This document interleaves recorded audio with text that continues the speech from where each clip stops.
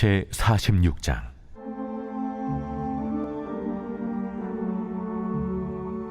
이방 나라들에 대하여 선지자 예레미야에게 임한 여호와의 말씀이라. 애굽에 관한 것이라. 곧 유다의 요시야 왕의 아들 요야김 넷째 해에 유브라데 강가 갈그미스에서 바벨론의 느부갓네살 왕에게 패한 애굽의 왕 바로 느고의 군대에 대한 말씀이라. 너희는 작은 방패와 큰 방패를 예비하고 나가서 싸우라. 너희 기병이여, 말에 안장을 쥐어 타며 투구를 쓰고 나서며 창을 갈며 갑옷을 입으라. 내가 본즉 그들이 놀라 물러가며 그들의 용사는 패하여 황급히 도망하며 뒤를 돌아보지 아니함은 어찌미냐. 두려움이 그들의 사방에 있음이로다.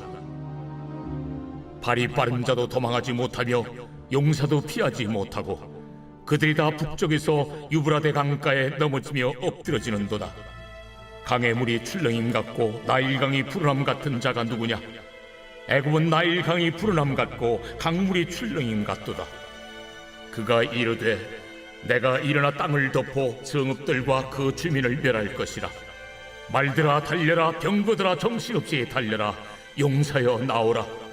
방패 잡은 굿사람과 붓사람과 활을 당기는 무딤 사람이여 나올지니라 하거니와 그날은 주 만군의 여호와께서 그의 대적에게 원수 갚는 보복이리라. 칼이 배부르게 삼키며 그들의 피를 넘치도록 마시리니 주 만군의 여호와께서 북쪽 유브라데 강가에서 희생제물을 받으실 것이미로다. 처녀딸 애굽이여, 길앗으로 올라가서 유향을 취하라. 네가 치료를 많이 받아도 효력이 없어 낫지 못하리라. 네 수치가 나라들에 들렸고 내 부르짖음은 땅에 가득하였나니 용사가 용사에게 걸려 넘어져 둘이 함께 엎드려졌습니다. 바벨론의 느부갓네살 왕이 와서 애굽 땅을 칠 일에 대하여 선지자 예레미야에게 이르신 여호와의 말씀이라. 너희는 애굽에 선포하며 믹돌과 높과 다바네스에 선포하여 말하기를 너희는 굳건히 서서 준비하라. 네 사방이 칼에 삼키었느니라. 너희 장사들이 쓰러지면 어찌함이냐? 그들이 서지 못하면 여호와께서 그들을 몰아내신 까닭이니라. 그가 많은 사람을 넘어지게 하심에 사람이 사람 위에 엎드러지며 이르되 일어나라. 우리가 포악한 칼을 피하여 우리 민족에게로 우리 고향으로 돌아가자 하도다. 그들이 그곳에서 부르짖기를 애굽의 바로 왕이 망하였도다. 그가 기회를 놓쳤도다.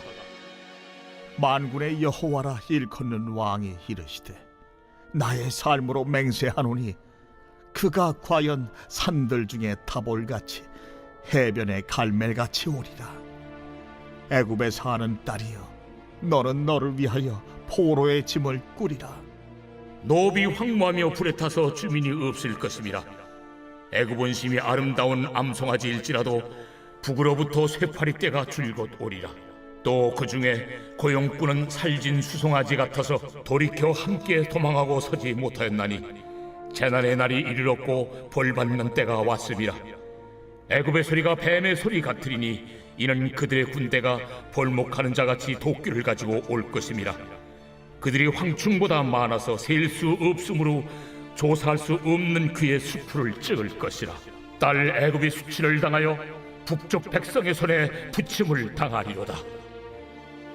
만군의 여호와 이스라엘의 하나님께서 말씀하시니라. 보라, 내가 노예 하몬과 바로와 애굽과 애굽 신들과 왕들 곧 바로와 및 그를 의지하는 자들을 벌할 것이라. 내가 그들의 생명을 노리는 자의 손 곧 바벨론의 느부갓네살 왕의 손과 그 종들의 손에 넘기리라. 그럴지라도 그 후에는 그 땅이 이전같이 사람 살 곳이 되리라. 여호와의 말씀이니라. 내 종 야곱아, 두려워하지 말라. 이스라엘아, 놀라지 말라. 보라, 내가 너를 먼 곳에서 구원하며 내 자손을 포로된 땅에서 구원하리니 야곱이 돌아와서 평안하며 걱정 없이 살게 될 것이라. 그를 두렵게 할 자 없으리라. 여호와의 말씀이니라. 내 종 야곱아, 내가 너와 함께 있나니 두려워하지 말라. 내가 너를 흩었던 그 나라들은 다 멸할지라도 너는 사라지지 아니하리라. 내가 너를 법도대로 징계할 것이요 결코 무죄한 자로 여기지 아니하리라 하시니라. 오늘의 말씀 예레미야 46장의 말씀입니다. 예레미야 46장부터 51장까지는 열방에 대한 하나님의 심판을 선포하고 있습니다.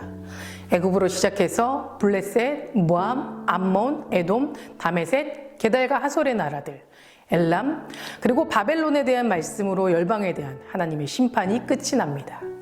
다시 말해서 애굽에 관한 것으로 시작해서 바벨론에 관한 예언으로 종결이 됩니다. 애굽에 대한 선포가 가장 먼저 등장하고 있는 이유는 아마도 이스라엘 백성들이 가장 많이 의지했던 대상이기 때문일 겁니다. 2절 말씀에 보면 그 당시 배경이 유다의 요시야 왕의 아들 여호와김 넷째 해에 갈그미스에서 바벨론 왕 느부갓네살에 의해서 애굽이 패한 사건이 나와 있습니다. 이 전투가 고대 세계의 전쟁 역사 가운데 중요한 전투 중의 하나인 갈그미스 전투입니다. 이 전투에서 애굽은 바벨론에 의해 완전히 패망하게 됩니다. 이것을 통해 하나님은 애굽을 의지하는 것이 얼마나 허무한 것인지를 여호와김과 그의 백성들에게 보여주고자 하셨습니다. 여러분, 여호와김이 누구입니까? 예레미야 선지자를 통해 하나님의 말씀을 듣고 그 말씀이 쓰여진 두루마리를 불태운 사람입니다. 그 여호와김을 의지했던 것이 바로 애굽입니다. 지금 자기가 의지하는 애굽이 무너져가는 것을 보면서도 그는 여전히 깨닫지 못하고 하나님의 말씀보다 애굽을 의지하려던 것입니다. 이 말씀은 열방을 의지하는 이스라엘 백성뿐만 아니라 오늘날 눈에 보이지 않는 것을 의지하며 살아가는 우리를 향한 말씀이기도 합니다. 3절에서 9절 말씀을 보면 너희는 큰 방패, 작은 방패를 예비하고 나가서 싸우라 라고 말합니다. 여기서 너희는 애굽입니다. 애굽에게 바벨론과 맞서 싸우라는 겁니다. 그런데 결과는 어떻습니까? 그들이 놀라 물러가고 그들의 용사는 패하여 뒤를 돌아보지도 않고 황급히 도망갑니다. 뿐만 아니라 땅을 덮어 성읍들과 그 주민을 멸할 것이라고 말씀합니다.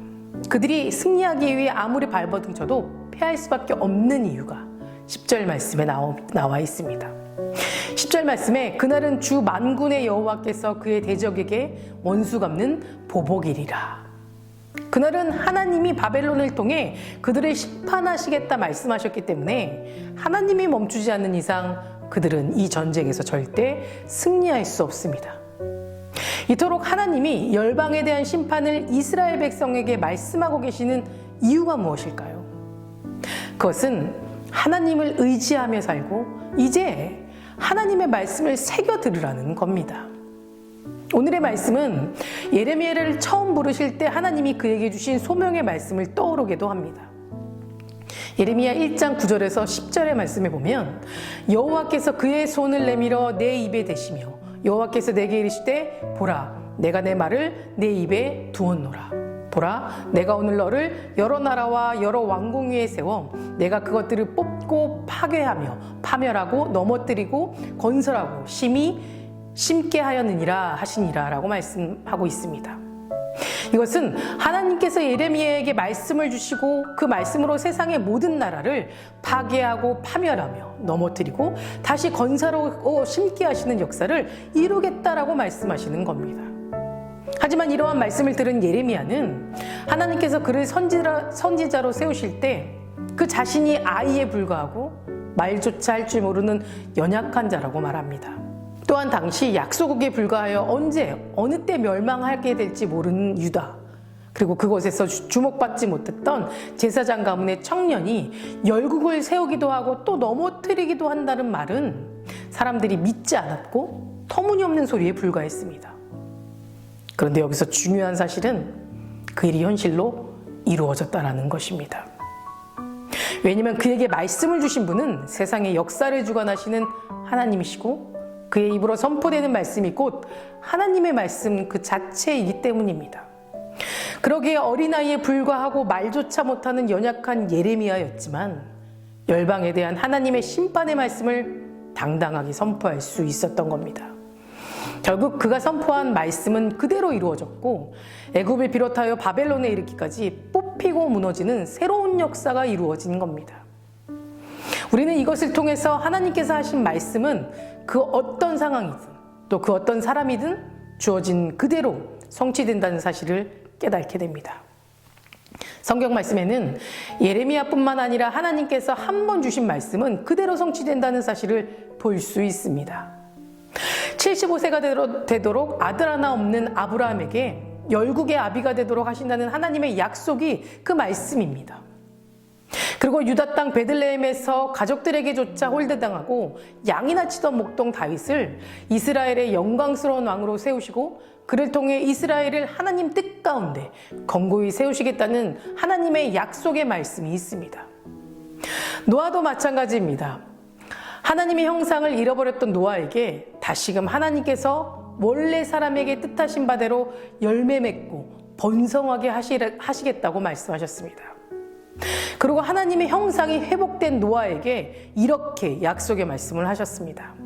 내가 너희와 언약을 세우리니 다시는 모든 생물을 홍수로 멸하지 아니할 것이다.